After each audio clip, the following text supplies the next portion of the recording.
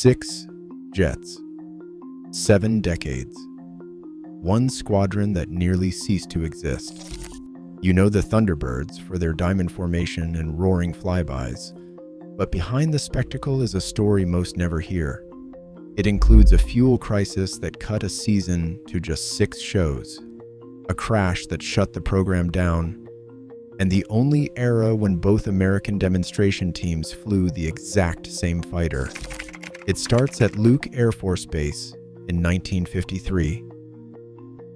The Thunderbirds began with a mission that was as ambitious as it was clear: show the world what the United States Air Force could do in the new era of jet-powered flight.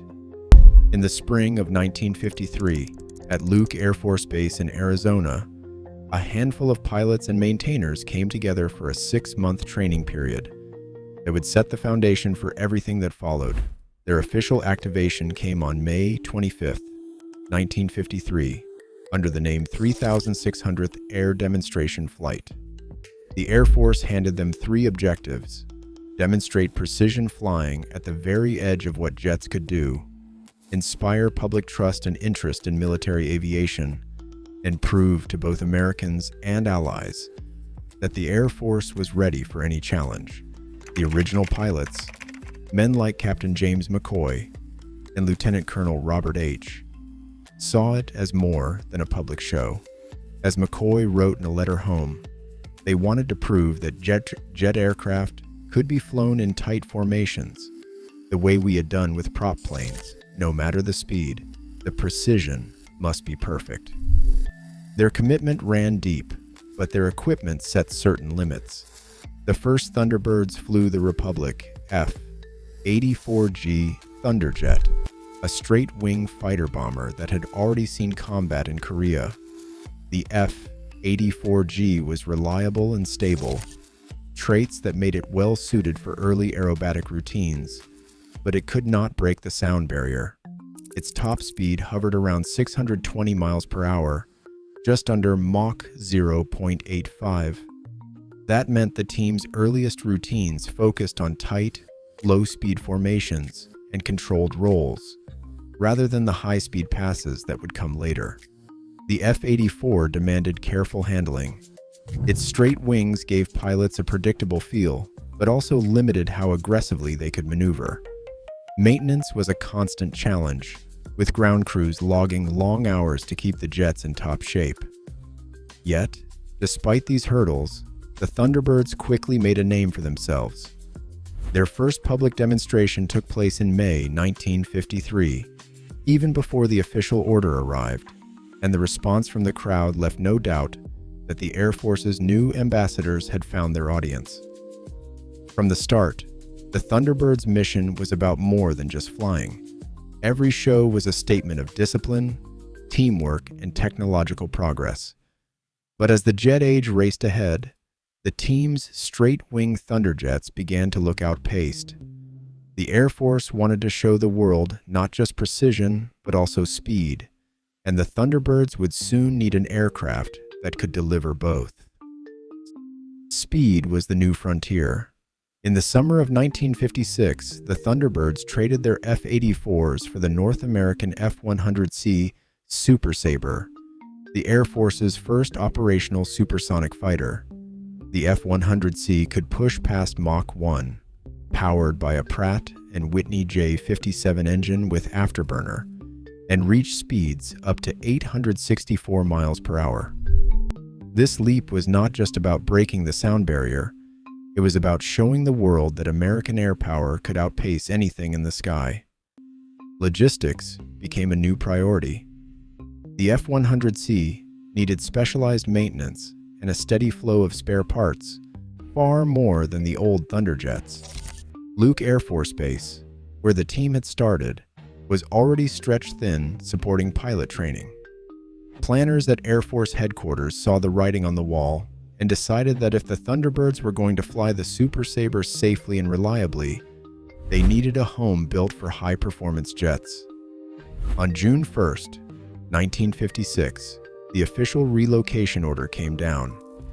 The Thunderbirds would move to Nellis Air Force Base in Nevada, a base with wide-open desert runways advanced maintenance shops, and direct access to the sprawling Nevada test and training range. The first F-100Cs touched down at Nellis on June 7th, and by July 12th, the entire squadron, pilots, maintainers, ground crew, and all their equipment had completed the move. A crew chief later recalled, "Nellis gave us a desert runway that never closed for bad weather. The logistics tail could be packed into one convoy, and we were ready for shows within 24 hours. The payoff was immediate. On June 23, 1956, just weeks after the first jets arrived, the Thunderbirds performed their inaugural supersonic public display at the Nellis Air Show. The crowd watched as the Super Sabres executed the bomb burst maneuver, shattering the sound barrier for the first time in front of a civilian audience. That day, the Thunderbirds became the first demonstration team in the world to fly supersonic in public. With the move to Nellis and the adoption of the F-100C, the Thunderbirds could finally match their ambitions with the right technology and support. The team's routines grew faster and more daring, with tighter formation passes and vertical climbs that left audiences breathless. The logistical backbone at Nellis meant the squadron could now perform more shows, travel farther, and maintain a relentless pace that carried their reputation nationwide. Each performance was not just a spectacle, it was a message. The United States Air Force was leading the jet age, and the Thunderbirds were its public face.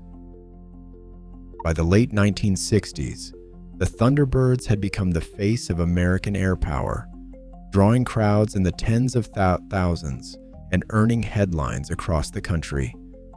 On October 24, 1967, the squadron performed its 1,000th public show at the Seattle World's Fair Air Show, a milestone that underscored their relentless schedule and growing influence.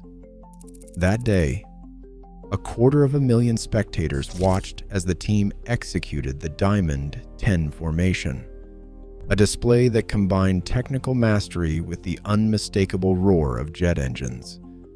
Newspapers and press kits celebrated the achievement, describing the Thunderbirds as living proof of the Air Force's reach and reliability. Just 2 years later, the team took another leap by adopting the McDonnell Douglas F-4E Phantom II for their 1969 season. The Phantom was not just another fighter, it was the Air Force's frontline combat jet in Vietnam, and, for the first and only time, the Thunderbirds flew the same aircraft as the Navy's Blue Angels. The F-4E had twin engines and a high thrust-to-weight ratio that allowed aggressive vertical maneuvers and high-speed passes that left audiences stunned. Pilots described the sensation as flying with the full weight of American air power behind them. As one Phantom-era Thunderbird recalled, when the Phantom roared over the crowd, we weren't just showing a plane, we were showing power. At this moment, the Thunderbirds stood at the height of their prestige. Every performance was a showcase of frontline technology and pilot skill, a living symbol of the Air Force's commitment to excellence. The squadron's public stature had never been higher, and the Phantom's presence on the runway made each show not just an exhibition, but a demonstration of the nation's combat readiness. In 1973, the Thunderbirds faced a problem that no amount of pilot skill or public acclaim could solve: fuel. The oil embargo sent prices soaring, and it forced every branch of the military to scrutinize its fuel use down to the last gallon. The Thunderbirds, flying the F-4E Phantom II, a jet that burned fuel at 5 times the rate of the T-38 trainer, were suddenly on the chopping block. That year, the team's season shrank to just 6 shows. It was not a lack of invitations or enthusiasm, but a hard calculation made in the budget office. Staff Sergeant Maria L., a logistics non-commissioned officer at Nellis, remembered the numbers with a kind of blunt honesty. She recalled that 5 T-38 aircraft could remain aloft the same time one F-4 aircraft could. The budget office said to use the Talon and keep the show. It was a pragmatic choice, not a loss of prestige. The arithmetic was stark. Each hour in the Phantom cockpit meant nearly 1,800 gallons of jet fuel, while the T-38 Talon used just 360 gallons.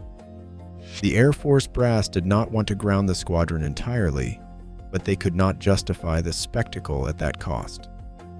In 1974, the Thunderbirds traded the thunder of the Phantom for the sleek efficiency of the T-38.